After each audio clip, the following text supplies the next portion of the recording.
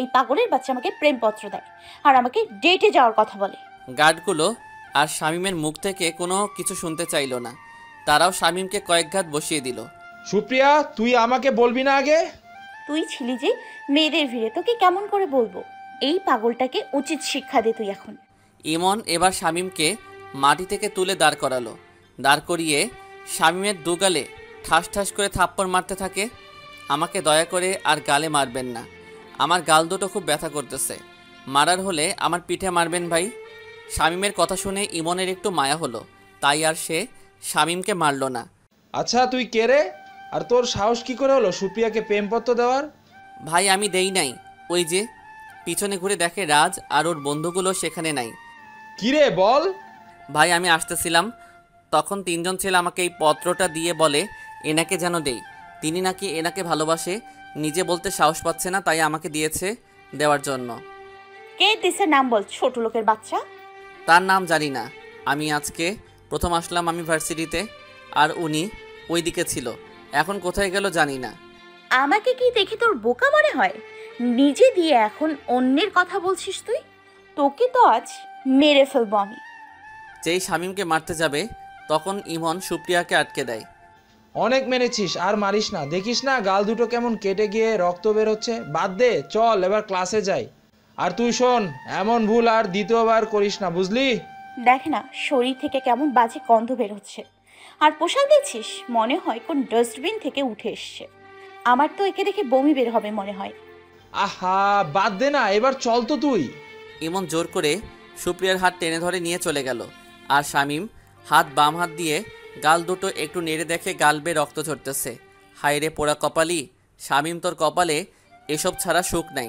শামীম কোনো রকম মাটি থেকে ব্যাগটা তুলে কাঁধে নিলে সেই সময় রাজ চলে আসলো শামীমের কাছে। কি বন্ধু, তোমার মুখ থেকে এমন রক্ত ঝরে কেন?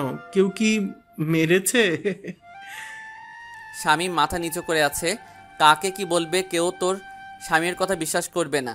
কাউকে প্রতিবাদ করবে এমন সাহস শামীমের বুকে নাই। এখন থেকে আমাকে বস বলে ডাকবি, আর যা করতে বলবো তাই করবি। আমার কথা যদি না শুনিস তো তোকে কলেজ থেকে বের করে দিব বেটা।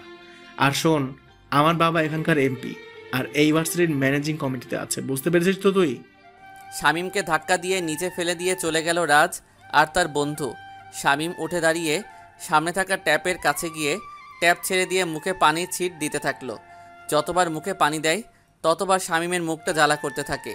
কোনো রকম পানি ঝাঁটা মেরে মুখটা পরিষ্কার করে মাঠে গিয়ে দুর্বাঘাস নিয়ে দাঁত দিয়ে পিষে নিজে নিজে মুখে লাগিয়ে দিল। যখন রক্ত পড়া বন্ধ হলো তখন শামীম তার ক্লাসের দিকে গেল। আমি এই গল্পটার লেখক, আমার নাম মোহাম্মদ শামীম মিয়া, বাড়ি রংপুর বিভাগের নীলফামারী জেলা, কিশোরগঞ্জ থানা, মাগুরা ইউনিয়ন।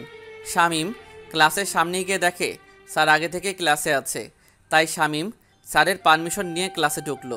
শামীমকে ক্লাসে ঢোকা দেখে ইমন সুপ্রিয়া চরম অবাক হয়ে গেল। আর রাজ তো জানেই। সিটে বসার আগে তোমার পরিচয় দাও। আর তোমার মুখে এসব কিসের দাগ?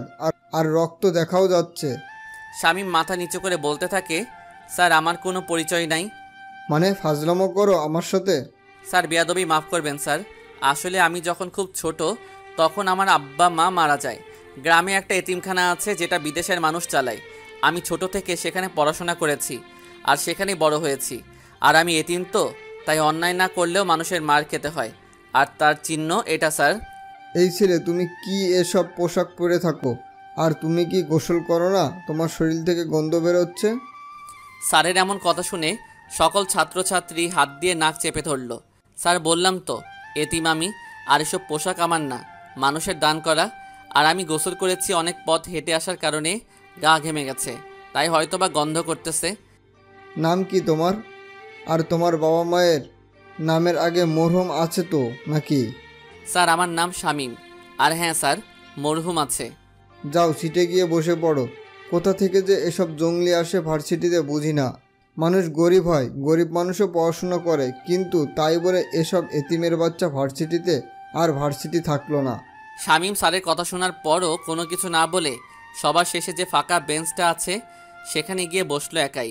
শামীম অন্তত এটা জেনে গেছে ওর পাশে কেউ বসবে না, আর কারো পাশে বসতে চাইলেও সে তার পাশে বসাবে না। শামীম বসার পরই স্যার ক্লাস করানো শুরু করে দিল। হঠাৎ একটা পদার্থবিজ্ঞানের অঙ্ক স্যার নিজেও করতে পারতেছে না। ক্লাসের সব ভালো ভালো ছাত্রছাত্রীকে বলল, তারাও পেল না। এমনকি সুপ্রিয়া, ইমন তাদের দুজনের একজনও পেল না। পুরা ক্লাসের সবাই তখন হতাশ।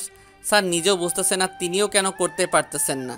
স্যার যখন চলে যেতে ধরবে তখন শামীম বেঞ্চ থেকে দাঁড়িয়ে, স্যার যদি অনুমতি দেন অঙ্কটা আমি করে দেই। এখানে কি মজা পেয়েছো নাকি তুমি? আর যেখানে আমি নিজেও করতে পারছি না সেখানে তুমি করবে কি করে? আপনি অনুমতি দিলে করে দিতে পারি। অনেককেই তো বললেন করার জন্য, এবার না হয় আমি চেষ্টা করি।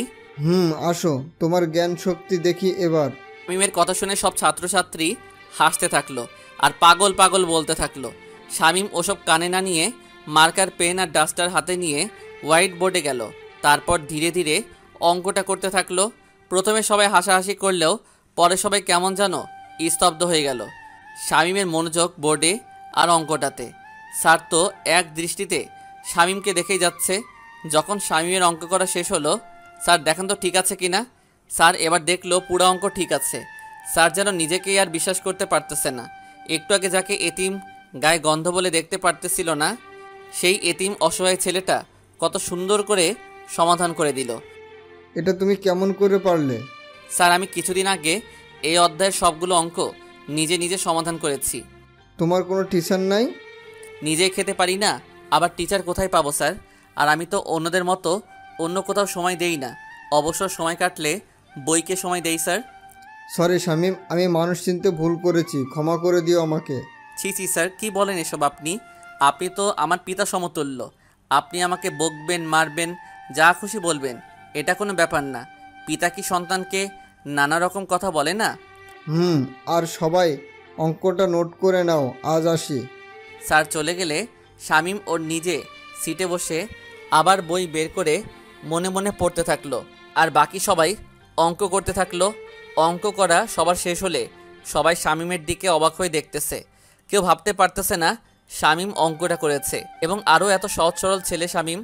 সুপ্রিয়া তো মনে মনে নিজেকে গালি দিতেছে, কেন সে এমন কাজ করতে গেল শামীমের সাথে। ছেলেটা যে অনেক ভালো ছাত্র আর তার মন মানসিকতাও ভালো, তার প্রমাণ তো মিলে গেল। রাজ তো শামীমকে পারে না, এখানেই সবার সামনে মারে। একদিন ইউনিভার্সিটি এসে হিরো সাজতে চায় শামীম। এরপর যদি এমন কিছু করা দেখে তো শামীমের অবস্থা খারাপ করে দিবে রাজ। ইমন তো ভাবতেছে এখন তো আরও একজন তার সামনে চলে গেল। তার বাবা যদি একবার জানতে পারে ইমন ক্লাসের তৃতীয়, তাহলে তো খবর আছে। সবাই ক্লাস শেষ করে বাইরে গেলেও শামীম ক্লাসেই থাকলো, কারণ রাতে যে শামীম পড়াশোনা করবে তার তো কোনো সুযোগ নাই। এখান থেকে গিয়েই শামীমকে আবার রিক্সা নিয়ে বের হতে হবে। তাই তো ক্লাসেই পড়াটা শেষ করতেছে শামীম। ইমন যে সুপ্রিয়াকে ভালোবাসে তা রাজ জানে, কিন্তু রাজ ইমনকে যে সুপ্রিয়ার কাছ থেকে সরাবে তার কোনো উপায় পায় না। আর ইমন হলো এই ভার্সিটির বক্সিং চ্যাম্পিয়ন, তাকে তো মেরেও থামানো যাবে না, কৌশলে হাঁটতে হবে। সুপ্রিয়া, ইমন আরও বেশ কয়েকজন বড়লোকের ছেলে, মানে ওদের বন্ধুবান্ধবী ক্যান্টিনে বসেছে খাবে বলে।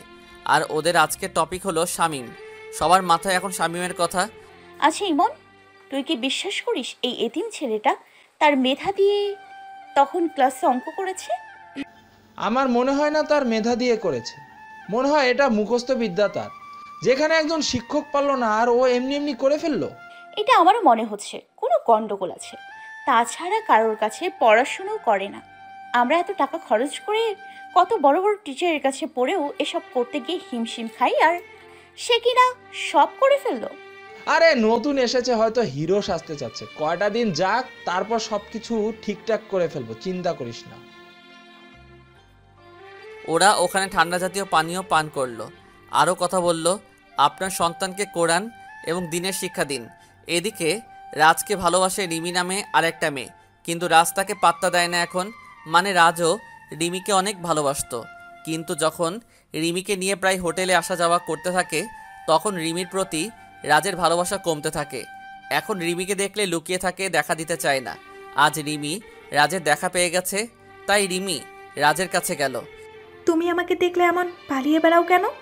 আরে সোনা, কোথায় পালিয়ে বেড়াই? আমিও তোমার মনের ভিতরেই থাকি। আমাকে আর মিথ্যে বলে লাভ নাই। এবার কিন্তু আমার আব্বুকে জানাতে বাধ্য হব আমি। এই রিমির বাবা হচ্ছে সেই ঘুষখোর ওসি, বুঝেছেন এবার? আর রাজ চায় না রিমির বাবা এসব জানুক। এমনিতে রাজের নামে অনেক খারাপ রিপোর্ট জমা আছে, এখন যদি রিমি ওসব কথা বলে দেয়, তাহলে রাজের আমছালা দুটোই যাবে। তুমি কি আমাকে ভালোবাসো না? তার মানে আমাকে বিশ্বাস করো না? ভালোবাসি আর বিশ্বাস সেটা করি, কিন্তু তুমি যে এখন আমাকে দেখা বাদ দিয়ে সারাদিন ওই সুপ্রিয়াকে নিয়ে পড়ে থাকো তা তো জানি আমি। রাজ এবার মনে মনে ভাবতে লাগলো, রিমি আবার কেমন করে এসব কথা জানলো। আরে বাবা, পুরো ভার্সিটির সবার ক্লাস সুপ্রিয়া, তাই আমি একটু তাকিয়ে থাকি। তার মানে এই না যে আমি তোমাকে ভালোবাসি না। একে একে আবারও সবাই ক্লাসে আসা শুরু করে দিল, আর শামীম তার মতো করে পড়াশোনা করেই চলেছে। কে আসলো কে গেল তার দেখার সময় শামীমের কাছে নাই। আর সবাই তো শামীমকে দেখে পুরাই অবাক, এ কেমন ছেলে, কোথাও যায় না, কারোর সাথে কথা বলে না, মুখে হাসি নাই। তাকে দেখলে মনে হয় কত শত চিন্তা যেন সে করতেছে। সবগুলো ক্লাস শেষ হলে সবাই বের হয়ে যাওয়ার পর শামীম বের হলো। সবাই যে যার কার বাইক গাড়িতে গিয়ে বসলো। আর আমাদের নিয়তি গল্পের নায়ক শামীম আল্লাহর দেওয়া 2 চাকার পায়ে হেঁটে চলা শুরু করে দিল, তাও মাথা নিচু করে। সবাই শামীমকে যত দেখতেছে ততই অবাক হচ্ছে। এর নামই হচ্ছে গরিবী। গরিবরা ঠিক এমন হয়, তাদের কোনো বড় স্বপ্ন নেই, বড় কোনো চাওয়া নেই। দিন শেষে দুমুঠো খেতে পারলেই আলহামদুলিল্লাহ। গ্যারেজে এসে ব্যাগ দেখে পরনের শার্ট প্যান্ট খুলে লুঙ্গি পরে গোসল করতে গেল শামীম। সাথে শার্ট প্যান্ট ধুয়ে দিল নিজে। গোসল করে এসে একটু ভাত তরকারি খেয়ে বিশ্রাম নিয়ে রিক্সা নিয়ে বেরিয়ে পড়ল শামীম। বাসায় এসে সুপ্রিয়া বিছানার উপর ব্যাগ আছাড় মেরে রাখলো আর নিজের মাথার চুল টানতে থাকলো। সুপ্রিয়া মানতে পারতেছে না শামীম প্রথম দিন ভার্সিটি এসে এত বড় কঠিন একটা অঙ্ক করলো আর ক্লাস শিক্ষকের কাছে অতি আপন হয়ে গেল। যেখানে সুপ্রিয়া অনেক কষ্টে পড়াশোনা করে সবার মনে জায়গা করে নিয়েছে, সেখানে আজ শামীম নামের এতিম ছেলে একদিনে সব ক্রেডিট নিজের করে নিছে। সুপ্রিয়াকে রাগ করে বাসায় আসতে দেখে ওর মা কিছুটা ভয় পেল, আবার কোনো অঘটন ঘটালো না তো সুপ্রিয়া। তাই তিনি হাতের কাজ শেষ করে সুপ্রিয়া রুমে গেল। রুমে গিয়ে দেখে সুপ্রিয়া নিজের মাথার চুল টানতেছে আর বিড়বিড় করে কী যেন বলতেছে।